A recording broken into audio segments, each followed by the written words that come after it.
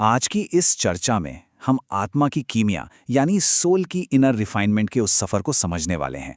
देखिए, क्या हमने कभी ये सोचा है कि ज़िंदगी में अचानक से आने वाली मुश्किलें, वो जो सारे अनएक्सपेक्टेड झटके लगते हैं, वो दरअसल हमें अंदर से निखारने की एक बहुत ही सोची समझी प्रक्रिया हो सकती हैं। चलिए इसे थोड़ा गहराई से समझते हैं।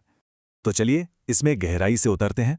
होता क्या है कि हर आत्मा अपने सफर की शुरुआत बिल्कुल एक कच्चे या कहें कि अनरिफाइंड रूप में करती है।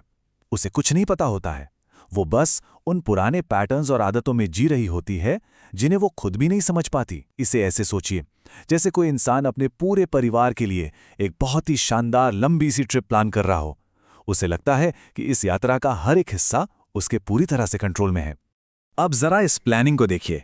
हम एक बेहतरीन डेस्टिनेशन चुनते हैं, एकदम परफेक्ट फ्लाइट्स और अच्छे वाले होटल बुक करते हैं। फिर मौसम के हिसाब से पैकिंग होती है, और तो और होटल वालों को खास हिदायत भी दे दी जाती है कि भाई हमें सिर्फ शुद्ध शाकाहारी खाना ही चाहिए। मतलब हमने अपनी तरफ से एक मास्टर प्लान बना लिया। और ये बिल्कुल उस कच्ची आत्मा की तरह है जिससे एक भ्रम होता है कि वो अपनी जिंदगी की हर छोटी बड़ी चीज को कंट्रोल कर सकती है। हम ना अपनी जिंदगी की पूरी स्क्रिप्ट खुद ही लिख लेना चाहते हैं। लेकिन जब हम असल में सफर पर निकलते हैं तो हकीकत कुछ और ही होती है। तब हमें समझ आता है कि ये ब्रह्मांड कोई रैंडम चीज नहीं है। ये हमारे बनाए हुए उस सुंदर से प्लान पर नहीं चलता, बल्कि ये एक सिलेबस की तरह काम करता है। उस ट्रिप में आने वाले अनुभव, वो अचानक से आने वाली दिक्कतें, दरअसल वो टेस्ट, वो हालात और वो चॉइसेस हैं जो हमें एक यात्री के रूप में विकसित होने के लिए बहुत जरूरी हैं। और फिर वो होता है जिसकी किसी ने उम्मीद नहीं की थी। मतलब हमने तो सब परफेक्ट प्लान किया था, लेकिन पहले ही घंटे में बच्चे का सबसे जरूरी बैग घर पे ही छूट जाता है। टेंशन शुरू। तीसरे घंटे तक पहुंचते पहुंचते पता चलता है कि कोहरे की वजह से फ्लाइट डिले हो गई है।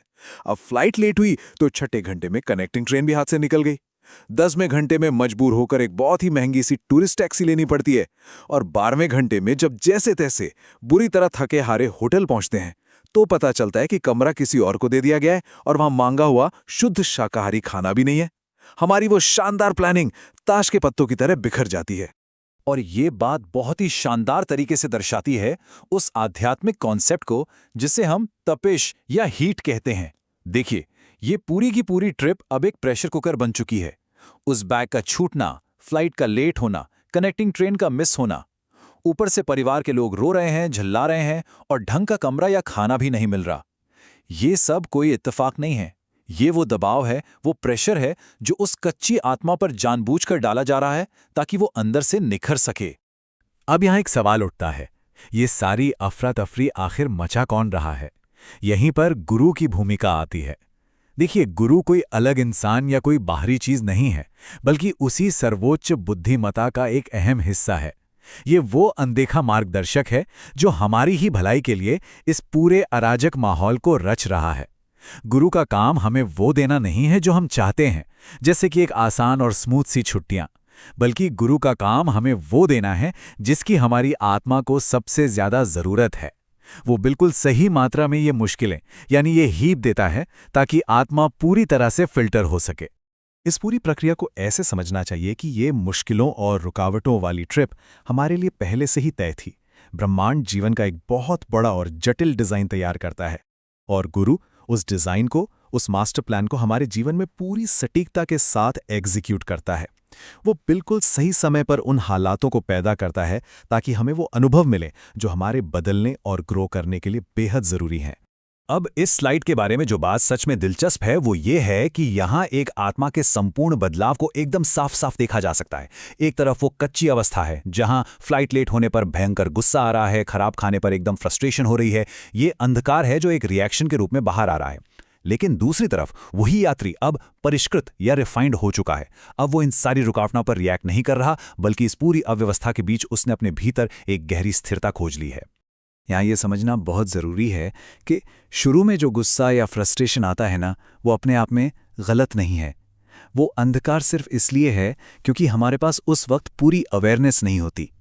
लेकिन जब गुरु वो हीट और प्रेशर लगातार अप्लाई करता है तो आत्मा धीरे धीरे हर छोटी बात पर रिएक्ट करना बंद कर देती है।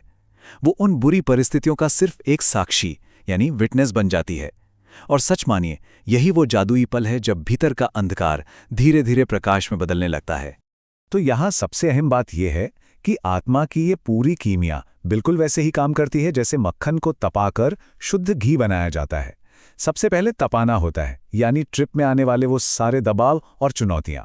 फिर मथना होता है, जहां उन खराब होटलों और छूटी हुई ट्रेनों के बीच धैर्य से रास्ता निकाला जाता है। और अंत में आती है कूलिंग, जहां अंदर का सारा शोर बिल्कुल शांत हो जाता है और एक गहरी जागरूकता आ जाती है। चलिए आगे बढ़ते हैं और देखते हैं कि ये कैसे विकसित होता है। जब ये यात्री इस पूरे मुश्किल और थका देने वाले सफर से गुजरकर बाहर आता है तो वो पूरी तरह से एक नए रूप में ढल चुका होता है। वो पुरानी आदतें, चीजों को हर हाल में कंट्रोल करने की वो जिद सब हमेशा के लिए खत्म हो जाती है। जागरूकता एक बहुत ऊंचे स्तर पर पहुंच जाती है। अब ना तो बहुत ज्यादा खुशी का शोर है और ना ही दुख का कोई असर, बस एक परफेक्ट संतुलन है। परम प्रकाश के साथ जुड़ने की पूरी तैयारी।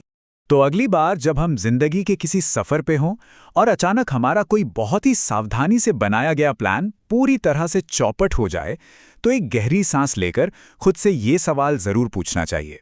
जब जीवन हमारे सफर में देरी करता है, तो क्या हम सिर्फ उस भटकाव पर गुस्सा कर रहे हैं या फिर हम इस बात के शांत गवाह बन रहे हैं कि ब्रह्मांड हमें अंदर से कितना मजबूत और परिष्कृत बना रहा है? चुनाव हमारा है। आज के इस चर्चा में साथ जुड़ने के लिए बहुत बहुत धन्यवाद।